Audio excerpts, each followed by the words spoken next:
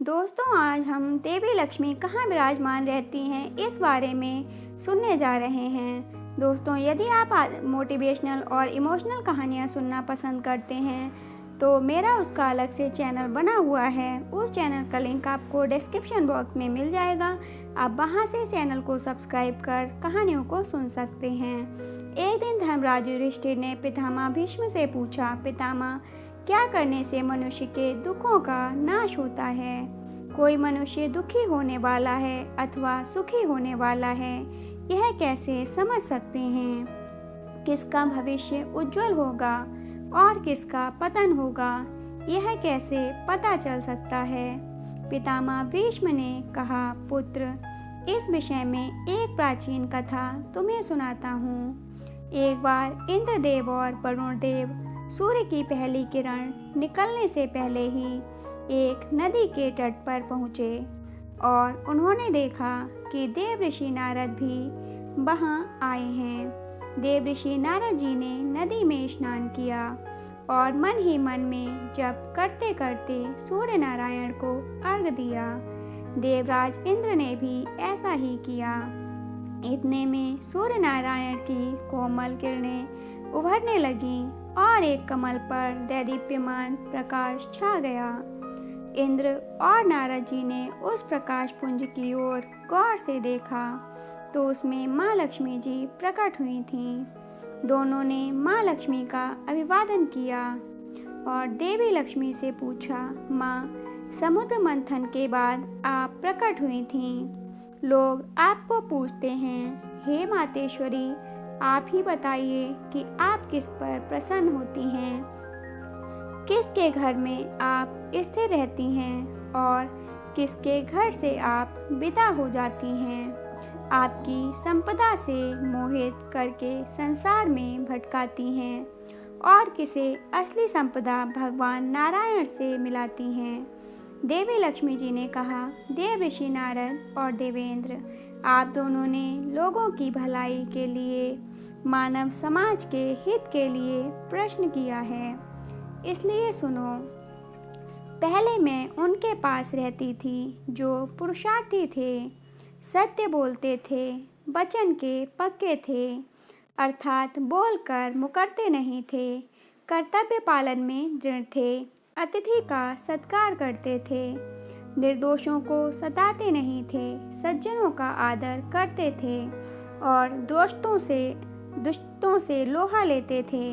जब से उनके सद्गुण दुर्गुणों में बदलने लगे, तब से मैं आपके पास देवलोक में आने लगी। समझदार लोग उद्योग से मुझे प्राप्त करते हैं, निर्धन धन दान कर मेरा अर्थात लक्ष्मी का विस्तार करते हैं, संयम से मुझे स्थिर बनाते हैं और अच्छे काम के लिए मेरा उपयोग कर ईश्वर प्राप्ति के लिए प्रयत्न करते हैं। जो सूर्योदय से पहले स्नान करते हैं, सत्य बोलते हैं, वचन में दृढ़ रहते हैं, कर्तव्य पालन करते हैं, बिना कारण किसी को दंड नहीं देते, जहाँ उद्योग, साहस, धैर्य और बुद्धि का विकास होता है और ईश्वर की प्राप्ति के लिए प्रयास करते हैं, वहाँ मैं निवास करती हूँ। जो लोग सरल स्वभाव के होते हैं, किसी को हानि नहीं पहुँचाते, दृढ़ भक्ति करते हैं, मृदुभाषी होते हैं, नम्र होते हैं, जिनमें विवेक होता है, तत्परता होती है, ये सद्गुण जिस घर के व्यक्तियों में है, वहाँ मैं निवास करती हूँ। जो सुबह झाड़ू बुहारी करके घर को स्वच्छ रखते हैं, ईश्वर को अच्छा लगे ऐसा आचरण करते हैं तथा जिनकी प्रत्येक कृति से अन्यों को आनंद मिलता हो, ऐसे लोगों के घर ही लक्ष्मी देवी को रहना अच्छा लगता है। जो लक्ष्मी को स्थिर रखना चाहते हैं, उन्हें रात्रि को घर में झाड़ू बुहारी नहीं करनी चाहिए। हे देवेंद्र, जिनमें अहंकार नहीं है, उन पर मैं सदा प्रसन्न रहती हूँ। उनके जीवन में भाग्य लक्ष्मी के रूप में विराजती हूँ। स्वयं देवी लक्ष्मी से यह बातें ज्ञात होने पर देव ऋषि इंद्रदेव ने देवी महालक्ष्मी के चरणों में कृतज्ञता व्यक्त की। लक्ष्मी पूजन के दिन ही भगवान श्री विष्णु ने देवी लक्ष्मी सहित सर्व देवताओं को राजा बलि के बंदी गृह से मुक्त किया था। आज पूजन के समय एक चौकी पर अक्षतों का स्वास्तिक बनाते हैं। उस पर लक्ष्मी जी एवं कुबेर की प्रतिमा रखते हैं। लक्ष्मी जी को धनिया, गुड़, खील बताशे का भोग लगाते हैं। धनिया धनवाचक है तथा खील समृद्धि का प्रतीक है। उस रात लक्ष्मी जी सर्वत्र संचार कर स्वयं के निवास योग्य स्थान खोजती हैं। ऐसा पुराणों में बताया गया है। उन्हें कहाँ रहना अच्छा लगता है, इसकी कथा अभी हमने सुनी ही है। हमारे घर लक्ष्मी जी वास करें, ऐसा आपको लगता है ना? तो आप स्वयं में सद्गुण लाने का निश्चय करें। यही खरा लक्ष्मी पूजन है। आज के दिन नई झाड़ू लेकर मध्य रात्रि में घर बुहारा जाता है। कचरा अर्थात अलक्ष्मी।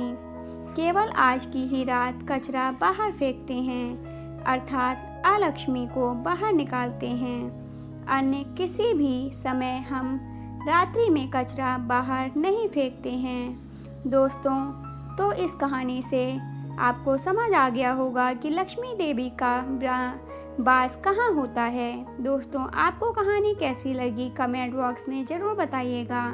यदि कहानी अच्छी लगी हो तो लाइक और शेयर ज़रूर कीजिएगा और ऐसी ही अन्य कहानियों को सुनने के लिए चैनल को सब्सक्राइब कर लीजिएगा। कहानी को पूरा सुनने के लिए धन्यवाद दोस्तों, आप किस तरह की कहानियाँ सुनना पसंद करते हैं कमेंट बॉक्स में कमेंट करके ज़रूर बताइएगा। हम आपके अनुसार कहानियाँ लाने की पूरी कोशिश करेंगे। धन्यवाद दोस्तों।